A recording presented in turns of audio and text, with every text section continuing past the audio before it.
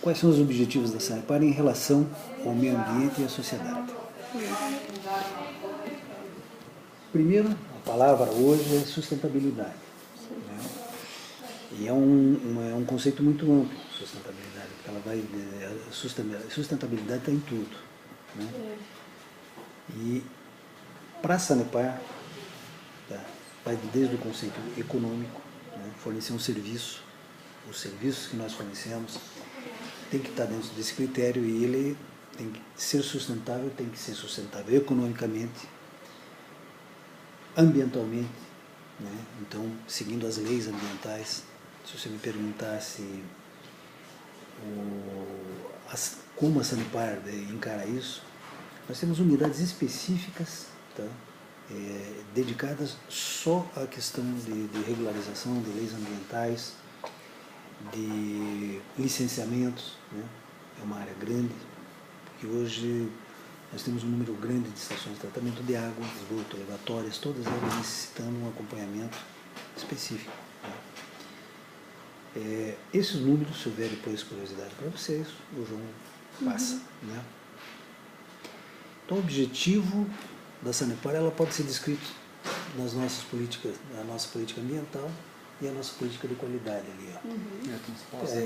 Buscar a sustentabilidade ambiental, social e econômica nas nossas atividades. Né? E os compromissos que estão ali, né? Isso resume o que a gente pensa. A gente tem folders disso, que a gente hoje vamos passar. Vou passar um folder disso para ele, tem a nossa política ambiental. Então, nisso, eu acho que a gente responde para vocês esse item primeiro. Quais são os objetivos? Então, ali, o que nos leva a ser uma empresa sustentável, poder oferecer o nosso serviço da melhor forma e qualidade possível, ambientalmente correto, né? E que seja autossustentável, inclusive economicamente. Senão não faz sentido. Né?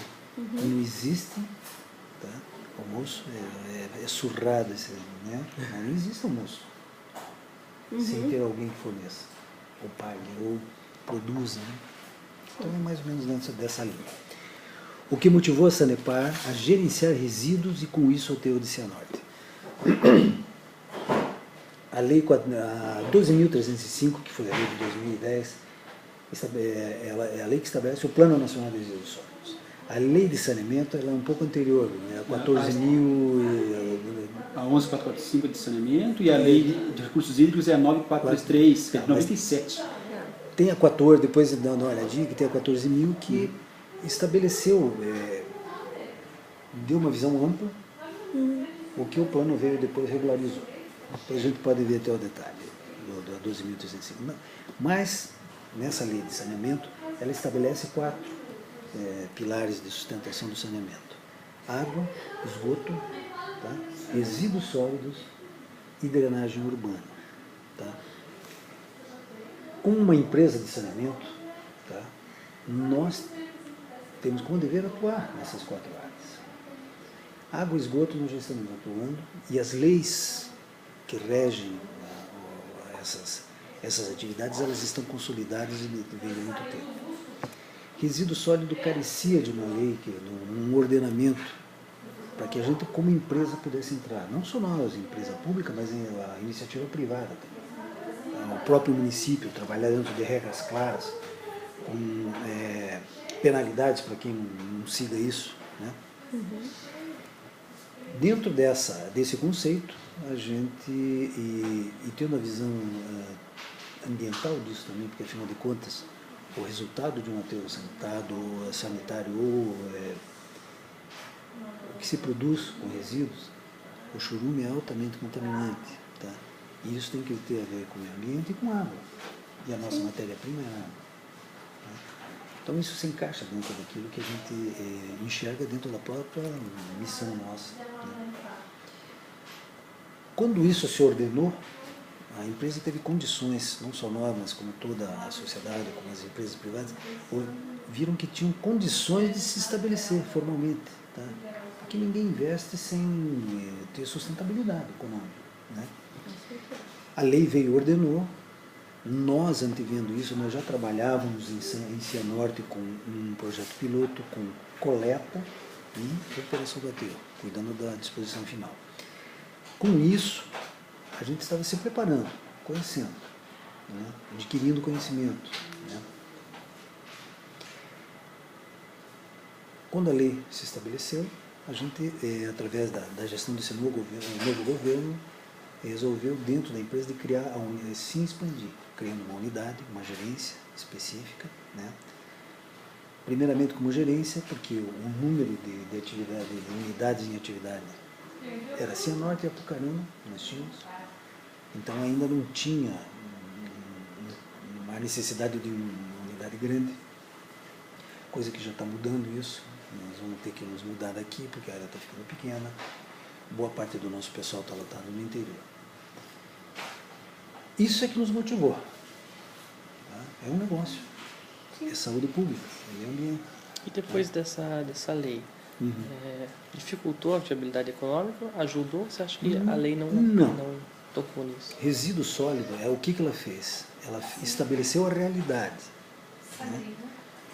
Você tratar o resíduo sólido como ele tem que ser tratado, ele custa. Tá? Porque as tecnologias que a gente tem para resíduos sólidos, a gente poderia resumir em 4 tecnologias. Uma básica, que é a aterro sanitário, é a mais primária de todas, é básica, é aterro sanitário. Você pode evoluir para uma situação um degrau mais acima, que é a mecânico-biológica, onde você, antes de você... tirem os recicláveis disso. Estou falando só daquilo do que sobra do reciclável. A gente pode agregar nessa segunda uma nova separação, onde a gente pode gerar compostagem, né, do lixo doméstico. Você pode fazer compostagem, adubo. A gente pode transformar isso em energia através de biogás. E você pode ainda fazer o CDR, que é o combustível derivado de resíduo, tá? Com essa tecnologia. Você pode ainda aproveitar ainda metais, que nesse sistema, ele é esteira, você joga ali o saquinho, ele é destrinchado, aí com um sistema de separação, tá? Você separa o que aquilo é, do biológico, papel, plástico, metais, né? E manda para o aterro só aquilo que restou do processo e que não tem aproveitamento. Isso aumenta a vida útil do aterro, multiplica, tá? E você só faz a disposição daquilo que não tem mais aproveitamento.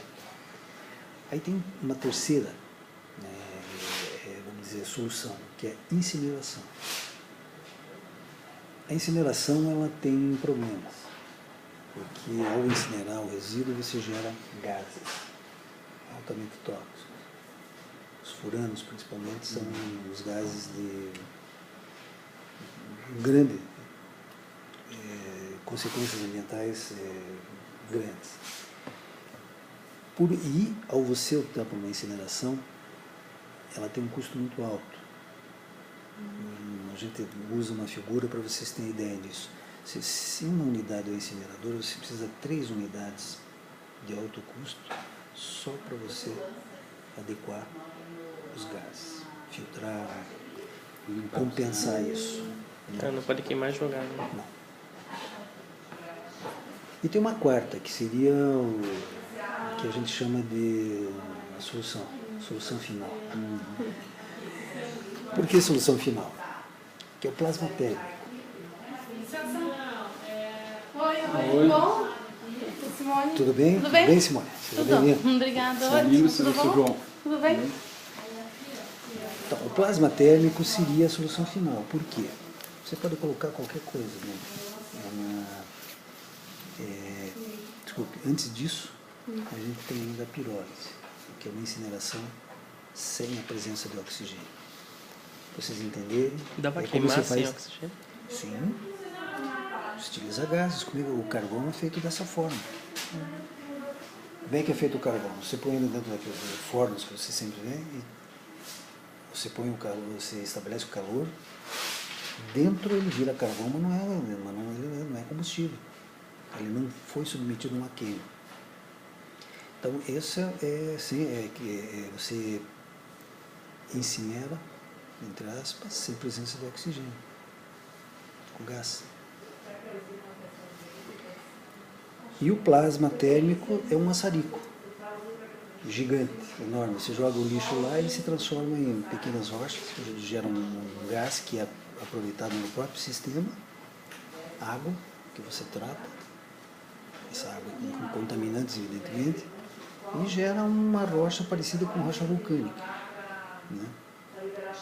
Esse seria o ideal, porque além de você diminuir o volume absurdamente, né, você reaproveita esse material como aglomerado em construção.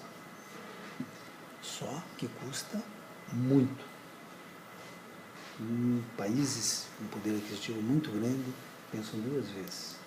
Mas existem usinas funcionando dessa forma. E você imagina o custo de um maçarico, que vocês todos conhecem o que é um maçarico, né? Sim. Imagina aquilo numa proporção gigantesca. Estou simplificando o exemplo para vocês entenderem. Então, são essas tecnologias. Para a nossa realidade, o aterro sanitário ainda é a solução, acrescentando o mecânico biológico, que é separar o máximo possível daqueles saquinhos que a gente gera em casa, né, para fazer aquilo que eu falei para vocês inicialmente. Você acha que o aterro ainda é uma solução para mais alguns anos ainda? Para a nossa realidade, sim. Por quê? Você sabe quanto, por exemplo, você sabe quanto se paga de tarifa de lixo? Não. Não, né? Não. Mas vem no IPTU isso. Eu acho que eu já vi Vem isso, no mas eu IPTU. não lembro. Em Cianorte custa para as pessoas em torno de, conforme a faixa, porque lá a gente vinculou ao consumo da água. Mas em média eu estou pagando 5 a 7 reais por família. Lá em Cornélio Procópio é um pouco mais, é 10 por todo mundo. Né? Isso não paga. Um aterro. Porque você tem que coletar, você tem que separar, e você tem um aterro. O aterro para se fazer dentro, tecnicamente, no que estabelece as leis ambientais, ele tem um custo. E é a tecnologia mais barata do tempo. A Alemanha, que é extremamente evoluída, ainda tem aterros sanitários. Eles se utilizavam de aterro sanitário nos anos 60 e 70. Nós estaríamos comparando na idade que eles estão, nos anos 60. Para a gente chegar Bem atrás. bem atrás. Você complementar, você tinha me perguntado. E ela te passou aterro Depois ainda, Por que vai ter muitos anos. Porque Né? nós não temos dinheiro para pagar uma tecnologia. Isso levaria muito custo para o usuário. Pode. Entendi. Isso, entendi. Isso vai evoluir à medida que as pessoas tiverem consciência de ter que investir nessas tecnologias. Tem uma coisa ainda que a gente tem que aprender como cidadão. O segredo no países europeus é cobrar caro pelo lixo. Isso o que acontece? Você em casa começa a separar, gerar uma menor quantidade possível. Por isso que o grande segredo do resíduo está na origem, nós. Né? Então, você padronizar um custo de R$10, você não está indo contra isso? Não necessariamente. Essa tarifa de R$10 quem estabeleceu foi a prefeitura. Lá nós não cobramos diretamente, é a prefeitura que cobra. E não teria como fazer algum tipo de pesagem por domicílio? Para você pesar para domicílio, como é que você teria que fazer? É importante a pergunta para você poder entender a complexidade. Como é que você tinha que fazer? Você chegar na casa dele, pesar, emitir uma nota, né? Quanto tempo a gente leva para fazer isso? É 1 por 1 e assim. 1 por 1. Na Europa chega um caminhão, um motorista só, vários países da Europa, a maioria deles. Portugal agora está chegando nisso, mas ainda a maioria faz. O caminhão entra, levanta, suspende, pesa e já tira o ticket, tá? E o lixo que ele vai coletar, um dia é o domiciliar, o orgânico, no outro dia é o reciclável. Custam muito caro. Né? E tem mais um. Se não tiver ali, naquele momento, e da forma como ele é, dentro daquele recipiente que ele engata, e suspende para pesar, aqui não passa mais, você vai ter que levar esse lixo lá para um coletor. Eles têm ecopontos que eles chamam, né? Quando você vai levar teu colchão, teu travesseiro, pilha, tudo isso. Custa muito caro, então todo mundo lá prefere levar sacolinha para o mercado, pegar o que tem menos embalagem possível, em vez de plástico, vidro, porque o vidro você recicla. Plástico também, mas o plástico tem o branco, tem o verdinho, tem daquela forma, você tem que tirar a tampinha, porque a tampinha não é reciclada da mesma forma, né? E o reciclável também tem limite, tem que ter economia de escala, quer dizer, tem que ter uma grande quantidade para gerar, porque quanto vai te pagar por quilo? Papel. Papel reaproveitável, ele tem que não é tudo, tá? Tem que estar limpo. Tanto é que, por exemplo, o pessoal tem costume de amassar a folha e jogar. Acabou. Porque as fibras ficam danificadas. Então é preferível você rasgar, disponibilizar, que você manteve. É bom saber. Pequenas coisas dessa natureza. Né? Tá. Nós não podemos pagar, por enquanto. Entendi. O que a gente pode agregar, sim, é poder fazer agregar, tá? Um sistema antes de ir para o aterro, diminuir a quantidade de resíduos que vai para o aterro. Tá? Aí compostagem, etc. Vocês vão ver muita gente, tá? Que diz, não, porque a solução é a compostagem. Tá? Para você, inclusive tem um produtor público famoso aqui no Paraná que se chama Sancler, Honorato Sancler, e diz que o lixo é zero, não existe lixo zero. Essa compostagem, para ser boa, ela tem que ter, na origem, ser bem separada. Porque quando a gente separa em casa, tá, a gente nunca sabe se tem antibióticos, se tem algum veneno, se tem alguma coisa, porque quer queira, quer não, é misturado. E a separação, ela tem limites. De repente você faz o teu composto, então por isso a gente faz isso. Existe quem faça, mas só pode ser utilizado em jardim com limites. Tá? Pode usar em reflorestamento, pode usar em atividades que você não pode, por exemplo, quem planta tomate, quem planta abobrinha, né? Porque isso é muito, né? Então tem limites. Mas algum município que a Sanepar está envolvida no gerenciamento tem. Além de Cianorte, onde a gente faz a coleta e a disposição final, a gente faz a operação do aterro de Apucarana, a gente faz a coleta e a operação do aterro de Cornélio Procópio. E, como a unidade de gestão de resíduos ela tem 2 anos e meio, nós imaginamos que em 2014 nós estejamos estamos fechando um consórcio de 14 municípios menores. Em negociação hoje nós vamos ter 4 ou 5 localidades de consórcio de municípios.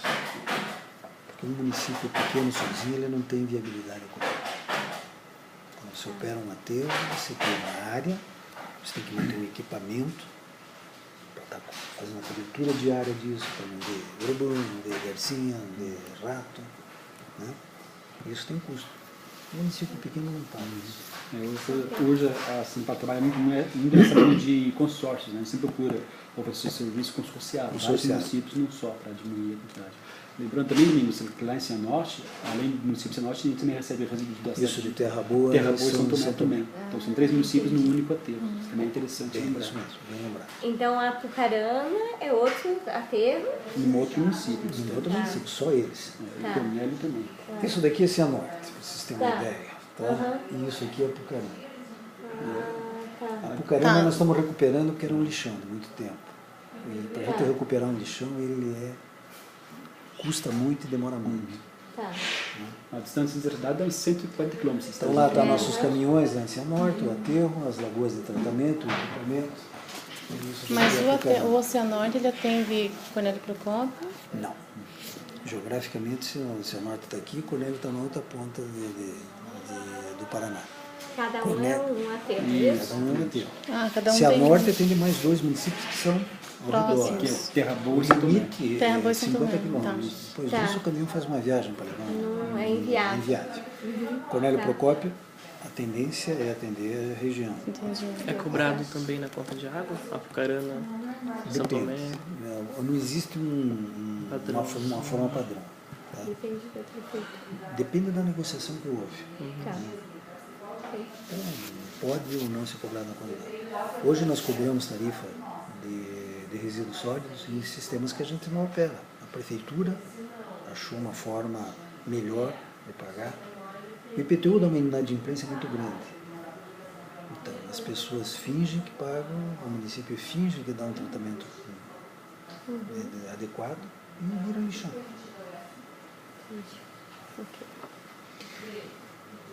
Se esse gerenciamento tem gerado benefícios financeiros e sociais para a empresa, benefício financeiro é relativo.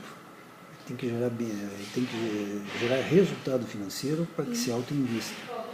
Mantém a estrutura. A empresa ela não visa lucro. Todo mundo diz, a Sanepar tem lucro. A Sanepar tem que estar investindo o tempo todo. Tá? Curitiba, por exemplo, só para vocês terem uma ideia, a gente não para de investir em esgoto desde que eu era estagiário nessa empresa e olha que faz tempo. A cidade vai crescendo, você tem que estar toda hora explodindo. Veja o boom imobiliário que tem, né? Então, no que diz respeito a isso, nós precisamos sim, nós precisamos pagar o sistema. Porque o dinheiro não vem, né? Não existe empresa E o sem social, lucro, né? exatamente. E o social, com certeza. Tá? É o que mais a gente tem certeza. E você resolvendo o problema de resíduos, seja da forma como for, tá? Legalmente e ambientalmente correto, você está devolvendo para a sociedade, né, o meio ambiente dentro daquilo que se estabelece. Né? É possível nos descrever como era o aterro de Cianorte antes da concessão? Olha, descrever era um lixão. Aqui a gente vai buscar e transmitir para você só algumas imagens, a imagem do que era e o que é hoje, você já pode... Ok. Tá ok? Como foi o processo de transição? Se é possível descrever em detalhes. O processo de transição foi uma manifestação do município, tá? Que quando nós tínhamos a concessão de água e esgoto, eles nos perguntaram se poderiam, se não interessava ou queriam nos passar a concessão do serviço de resíduos sólidos, dar a solução para eles. E a Sanepar, à época, mostrou interesse, e o nosso interesse de aprender como piloto nos levou há 10 anos atrás a aceitar. Teve alguma... o porquê ser Cianorte não poderia ser, sei lá, uma cidade mais próxima a Curitiba? Foi porque ela procurou. Porque ela procurou. E para nós não precisa ser próximo a Curitiba. A administração da Sanepar é descentralizada. Né? Nós temos gerências em Maringá, o que a gente chama uma GG, uma gerência grande, como se fosse uma superintendência, que tem uma hierarquia. E naquela época era um piloto, então a área que cuida de água e esgoto cuidaria do hotel. Seria um adendo, né? O que não é mais hoje. Eu tenho uma estrutura, eu tenho um coordenador operacional lá em Maringá que atende Cianorte. Lá em Cianorte tem uma estrutura, tem um gestor, que tem uma equipe lá, que se reporta aqui, né? Mas está lá. Transição. Qual o processo das rotinas instaladas aqui? Como é que é isso? Que tipo de rotina? O que é isso? Essa pergunta ela visa o quê? Qual o processo das rotinas instauradas até 2010? Vocês querem saber se a lei modificou alguma coisa? Isso. Esse ponto é isso. Essas etapas A modificaram. 12.305 de 2010, o que foi vamos dizer, eu vou destacar, vocês precisam dar uma olhadinha na lei, que é importante, ela não é grande, mas ali tem, o que eu poderia destacar para vocês, o que eu destaco da 12.305? Primeiro, ela introduziu os catadores na cadeia, vamos dizer, social e econômica da sociedade como.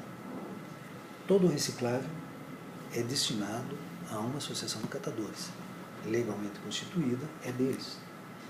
Nós não podemos comercializar isso. Nós podemos coletar, mas a gente tem que entregar isso para uma associação de catadores, da forma como ela esteja constituída, nomeada pelo poder concedente, que é sempre o município. O dono do serviço é o município. Ele nos passa, através de um contrato, tá, o direito de explorar o serviço.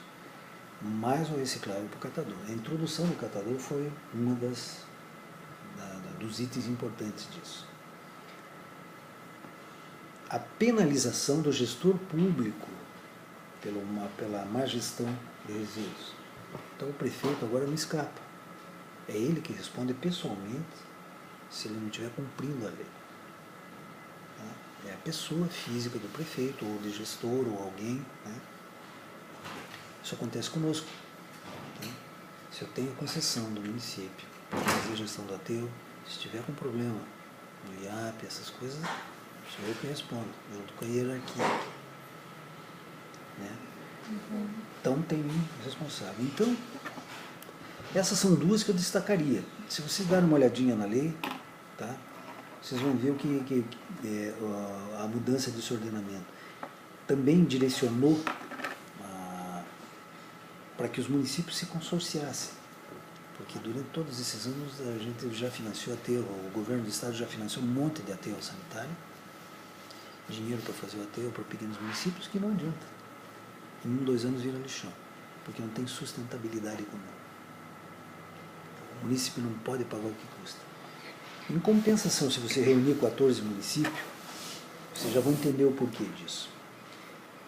Para você dar a destinação certa para 20 toneladas dia, 5, só para vocês terem ideia da grandeza, Curitiba é 2.500 toneladas por dia. Então você imagina 2 toneladas dia no município, nenhuma tonelada às vezes não compensa. Mas se você tem um aterro em que você reúne 10, 12 municípios, que você chega a 100 toneladas dias, que é um número interessante, porque a estrutura não muda. O que você gasta para tratar 2, 50, 100 ou 200 é o mesmo. Então você consegue, no aterro, no projeto, você consegue. O objetivo é manter esse custo fixo e tentar ganhar com a escala do aumento do lixo. Escala. É baratear para todos os municípios, né? Você imagina. Isso é meio que não só bancar, vamos dizer que me custa 100 mil até. Só para você né? Se eu dividir pelo número de habitantes desse município, eu dividir aquele custo pelo número. Mas se eu pego mais 2, 3, 4, eu vou dividindo aquele mesmo custo por um número maior de gente. A ideia é taxar para diminuir o custo. Isso. Existe algum projeto de fazer, tipo assim, um comerciante que gera um bar, que gera mais, pagar mais por isso? Aí vem aquilo que eu ia te falar. Que na lei, o poluidor pagador. As leis municipais, os planos municipais de resíduos sólidos, eles estabelecem isso. Se vocês quiserem se aprofundar, Curitiba tem uma lei muito boa nesse sentido. Conforme o gerador, o tamanho do gerador, ele que tem que dar um jeito. Não é o caminhão ali que vem e pega. Ele tem que contratar alguém, pagar para esse alguém vai levar para um destino correto, seja aterro, seja a associação, alguma coisa, ele vai ter que levar esse material. Mas isso entrou na lei 12.305, né? Que agora cada um tem que dar destino ao seu lixo, não? A lei 205, ela introduziu a logística reversa, que era o próximo item que a gente ia abordar. O que é a logística reversa? Estabelece a cadeia de responsabilidade. Desde a gente, tá? Você quando compra uma pilha, tá? Quem fabricou é responsável, quem vendeu a pilha para você é responsável, e você que comprou também é o responsável final. Para fechar essa cadeia, você tem que devolver essa pilha no lugar adequado. O fabricante e o vendedor vão arcar com esse custo, tá? De colocar essa pilha, dar a destinação adequada para essa pilha. Isso é um resumo, é o que é feito hoje, funciona muito bem para pneus, é o que melhor funciona. Embalagem de agrotóxicos também. Embalagem de agrotóxicos. Isso era o resumo. Isso daí ela estava meio perdida, era um troço. Né? Hoje a lei introduziu isso. Tá. Não sei se você. Com isso. O que diz a grande. Está tentando fazer é voltar. Sim, voltar. Tá? estabelece a responsabilidade de cada um, inclusive nós que compramos o produto. Eu destacaria isso até 2010. Né? Qual é o processo para as mudanças decorrentes da nova lei? Eu acho que a gente já conversou sobre isso. Quais são as alterações mais significativas? Na minha opinião, é isso daí. Aconselho que vocês deem uma olhadinha, se vocês têm interesse, já que são novos e têm futuro. Resíduo sólido é o que vai ser precisado nesse país durante muito tempo. Quais os benefícios que eu trouxe para a comunidade de Cianorte? A gente já comentou ali em cima. A política municipal relacionada aos resíduos sólidos, a política, sim. Todo município ele faz o seu plano municipal. Eu fiquei procurando, não achei o plano municipal de Cianorte, eu não encontrei. E falaram que estavam sendo começado a fazer. Estão tentando licitar, nós vamos ter que entrar lá e ajudá-los. Tá? Deve ser difícil para uma prefeitura pequena, de repente. A prefeitura pequena, ela tem dificuldade de contratar, mas é mais fácil do que uma cidade como Cianorte, porque ela tem que legislar sobre tudo.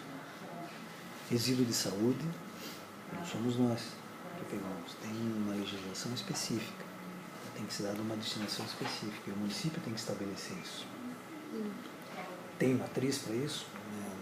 Ele não vai inventar, já existem, né? Mas ela precisa escrever, ela tem que manifestar.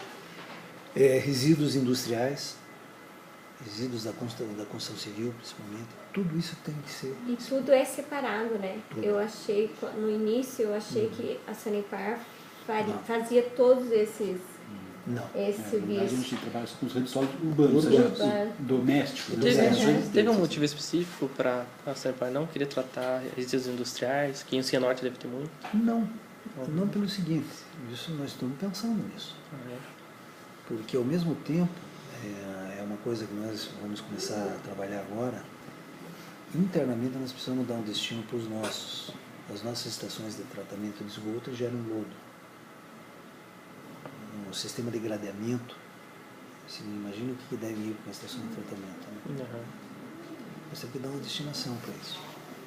Então nós vamos criar nossos próprios aterros industriais. Isso é um aterro industrial. A nossa intenção é criar unidades, centros, essas unidades regionais, e nós vamos receber daí do público privado. Né? Podemos fazer lá ecopontos, receber pilha, por exemplo, e cobrar daí daquela cadeia, cobrar do fabricante, do vendedor, para que a gente retorne o material dentro do processo. Né? É uma questão de negócio. Nós temos muito pouco tempo ainda. Nós temos muito para evoluir ainda. Então nós estamos no início. Como empresa de saneamento, então ela não se negou a fazer, ela começou... A oportunidade de negócio não surgiu ainda. Tá. Pode acontecer então dela acabar tratando sim, mais. Nós procuramos, porque o industrial dá um retorno maior. Então você cobra mais, é mais difícil. E é quem pode pagar. A gente tem que ver o lado social. Imagina você cobrar a tarifa de aquilo que você falou lá em Cornélio. Deveria ter? Sim, deveria. E vai ser feito isso. Nós assumimos aí no final do ano, Cornélio. Está passando a tarifa para nós vamos fazer essa diferenciação. Adequar a nossa tarifa social. Vocês sabem que a Sanepar pratica uma tarifa social, vocês sabiam. Ela tem um rendimento X, até uma casa com tantos metros quadrados. E essa forma de trabalhar também com metro quadrado também não tem que modificar? Porque eu posso ter um bar que gasta pouca água e gera um monte de lixo. Mas, veja, Não sei, né? Não sei. Aí é um aprimoramento que... Se o senhor não se meteu naquele levar lá para NMA lá. Combustível?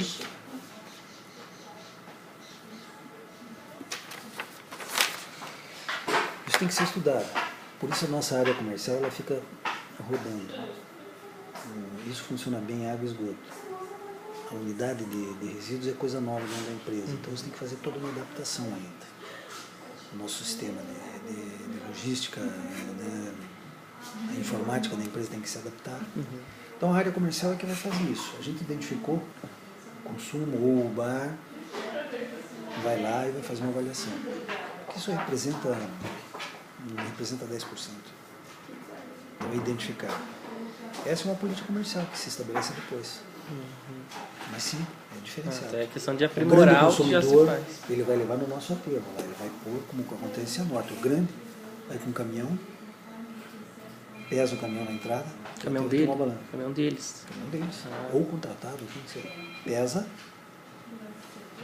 descarrega, volta, vê a diferença, emite um ticket, daí nós cobramos.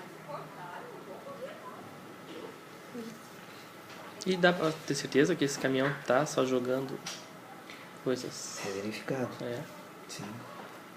O nosso funcionário lá na hora, ele dá uma... O João faz periodicamente, faz um serviço que a gente chama de quarteamento. Aleatoriamente você vai no caminhão que faz a coleta,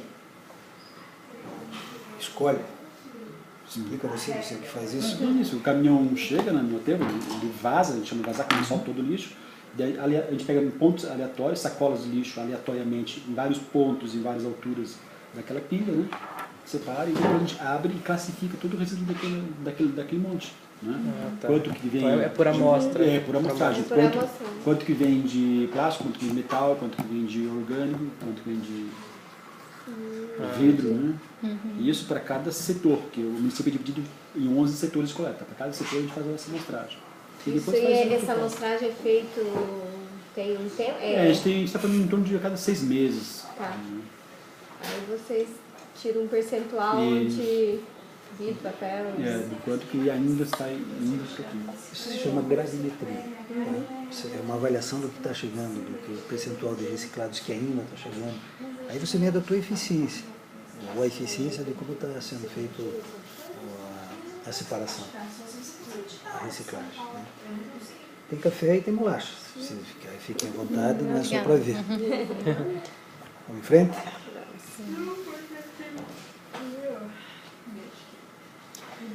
Essa mudança, a política municipal é isso daqui. Todo município tem que estabelecer a sua política. Essa política de resíduos ela está dentro de uma política maior que é a de saneamento básico. São os PMSB. Vocês acham que já ouviram falar nisso? Dentro do PMSB tem os PGRS. Ok? Então, que resíduo, então, é uma linha do saneamento. Uma linha Sim. faz parte do saneamento. Exatamente. Lembra quando a gente falou na lei que estabeleceu as 4 vertentes? É a lei 11.440. Água, esgoto, resíduo e drenagem. Me veio a pergunta aqui. Esse é o PMSB. Me veio a pergunta aqui, se eu pegar esse chorume e ligar na rede de tratamento da Sanepar, não daria certo? Como assim? Ligar esse chorume, em vez de tratar, ligar na rede da Sanepar Veja. e ela tratar isso. Depende. O churume, quanto mais antigo é o aterro, mais contaminado ele é. O grande problema do churume são metais pesados. Numa estação de tratamento biológica você não elimina. Isso, os detalhes é um pouco mais complexo, mas dando uma ideia para vocês, o churume é altamente contaminado. Tá? E quanto mais o aterro vai ficando velho, mais ele é nocivo. Né? O que a gente faz no início, e é permitido por lei, você cata o churume, recircula ele em cima do aterro. Tá? Isso é permitido. Porque no início os aterros já muito pouco churume.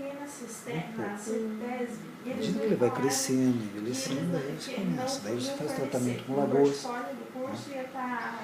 Os metais, eles não vêm no primeiro momento.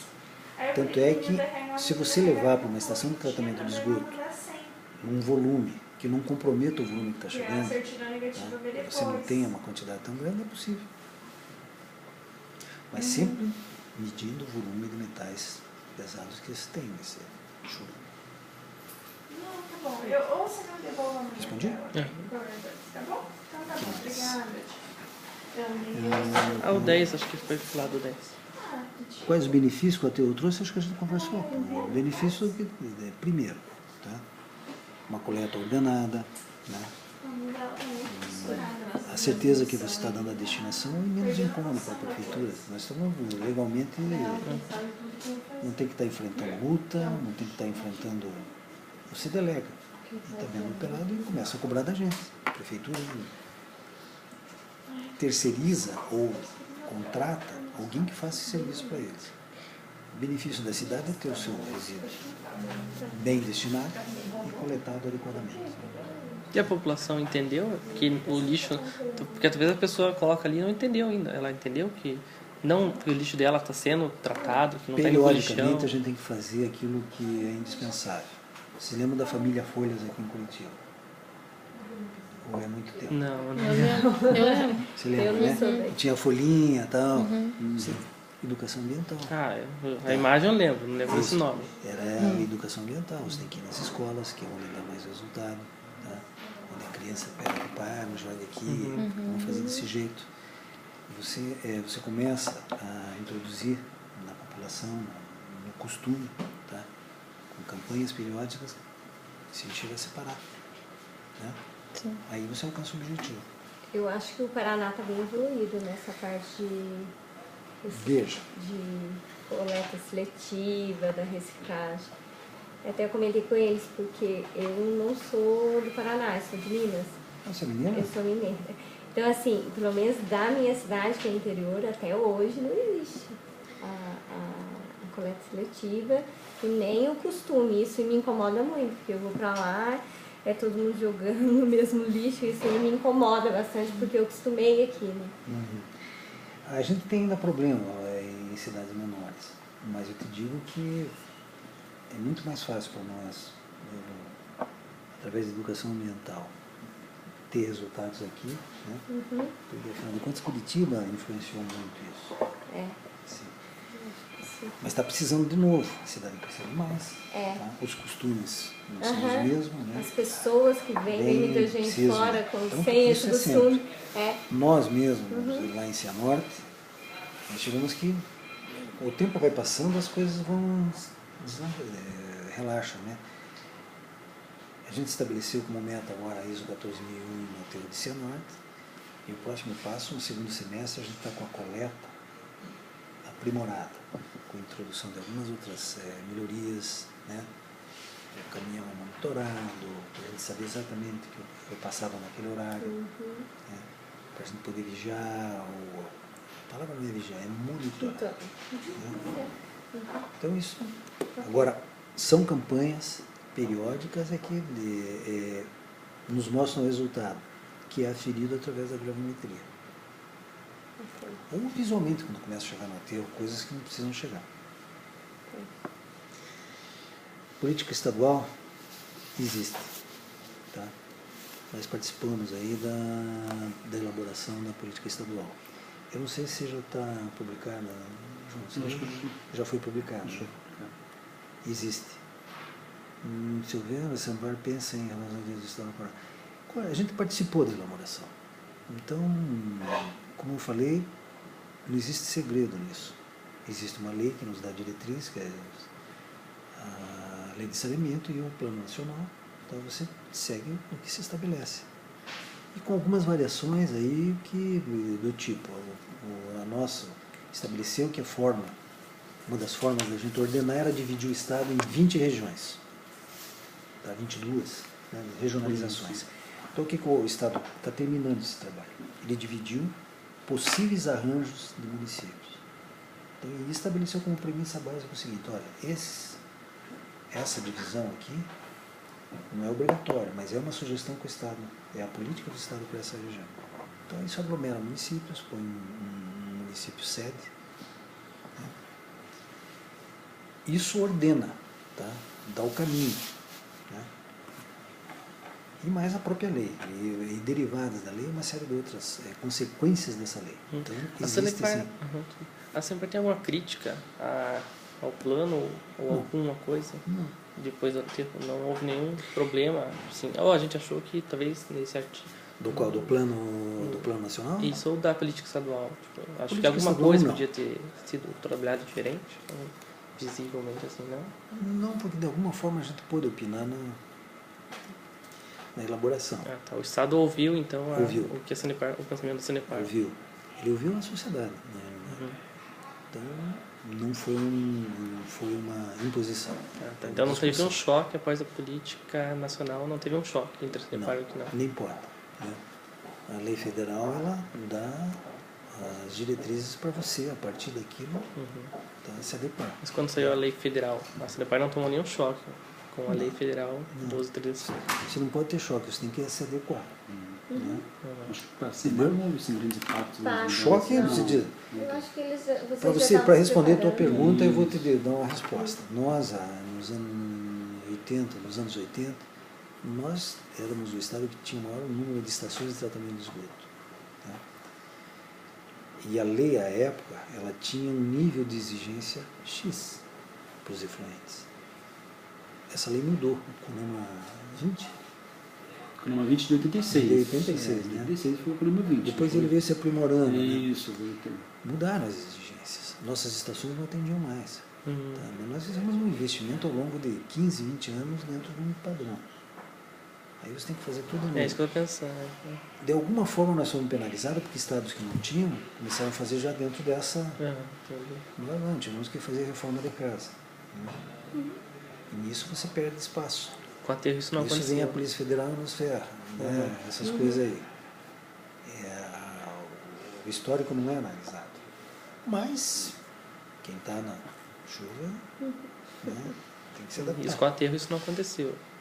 O que aconteceu com o tratamento da Sanepar e nós estamos procurando eficiência.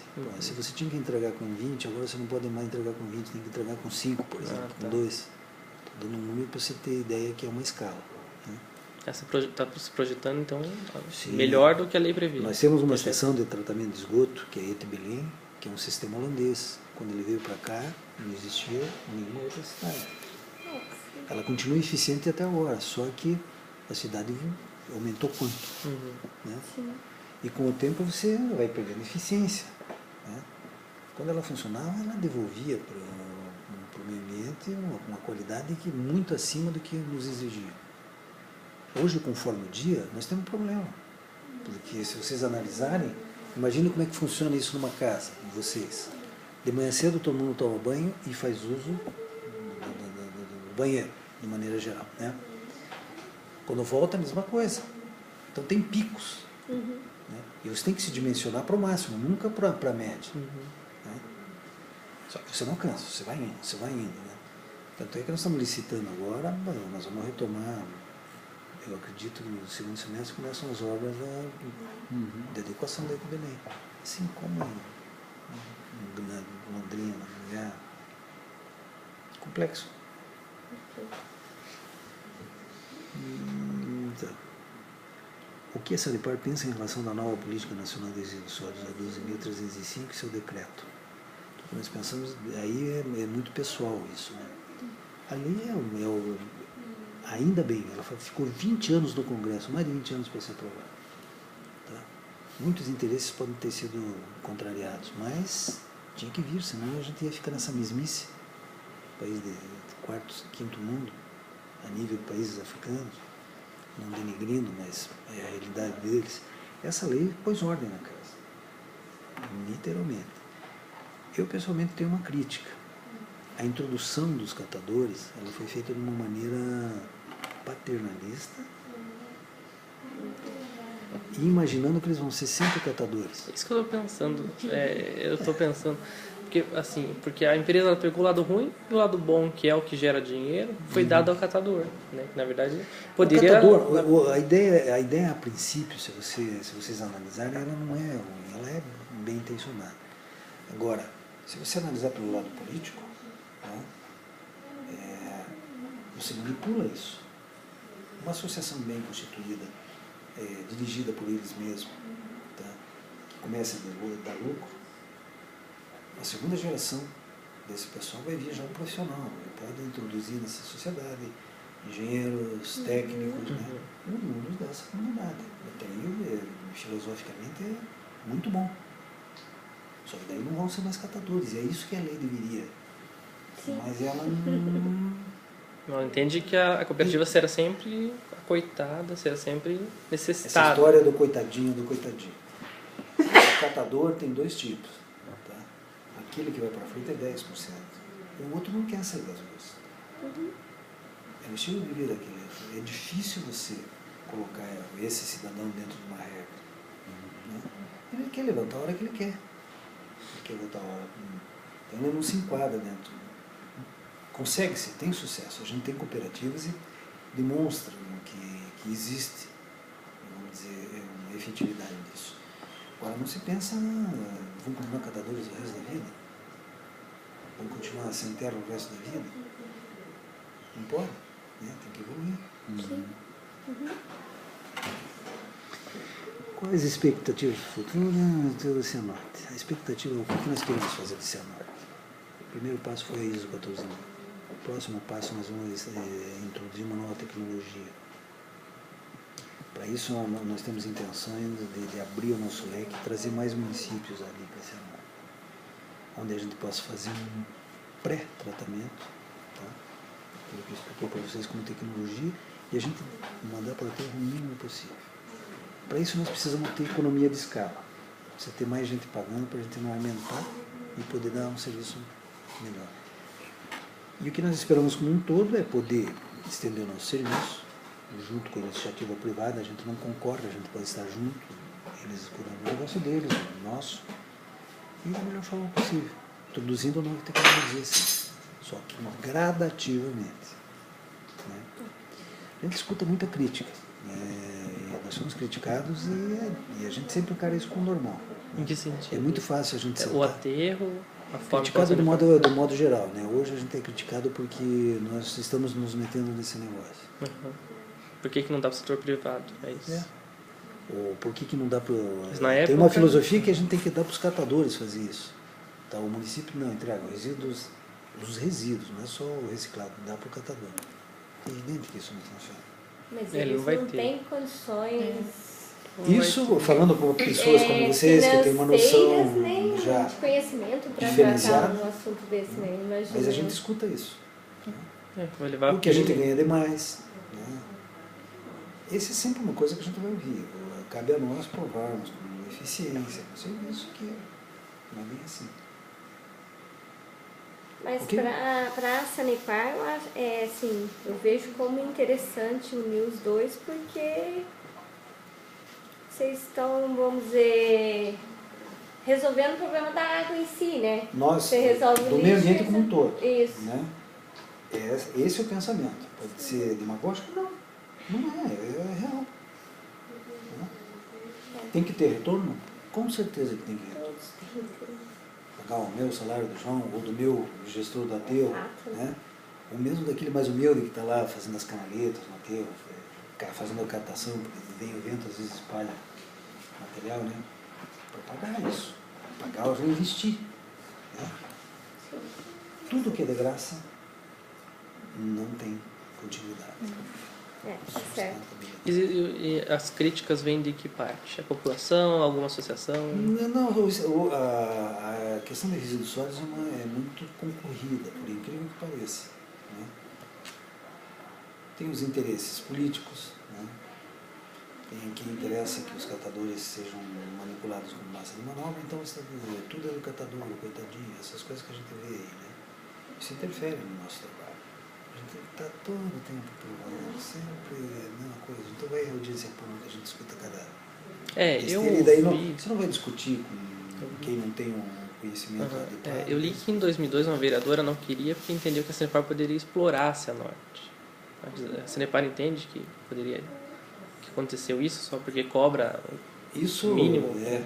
Pois é, a Cianorte ela do jeito que ela está, não é sustentável. Nós vamos ter que agregar mais gente, mais municípios, mais gente contribuindo, evidentemente levando o resíduo lá para ser viável. E Cianorte, tá, ainda a gente consegue tocar. Mas Cianorte ficou 4 ou 5 anos sem nos conceder reajuste. E o combustível aumentou. Mas o serviço continua lá. E como eu te falei, a gente está numa fase de transição. A gente está com Cianorte, a gente teve que reinvestir em todos os setores. Ela não podia mais ser um piloto, ela tem que ser um negócio. E lá nós estamos fazendo por ser o nosso piloto, ou por ser o nosso exemplo do que a gente pensa aqui. Estamos fazendo um centro de treinamento lá, de recepção, que a gente chama. Pede muita visita, escolares. Então você tem que ter muito cuidado. Então vai ter lá um auditório, nós estamos construindo agora lá, um auditório, você tem que ter equipamento, você tem que forrar o sapatinho, você não vai lá, você tem que tirar, tem que dar o colete. Né? Você tem que melhorar a coleta tem que estar impecável. Cianorte tem um negócio muito importante, Cianorte é pleno emprego. Você não tem mendigo, você não tem favela. Né? Eu tenho um IDH alto, então. Muito alto. Tá?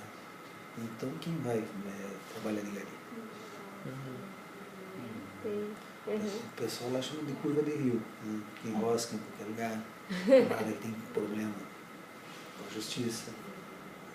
A gente tem dificuldade com mão de obra lá, nessa questão.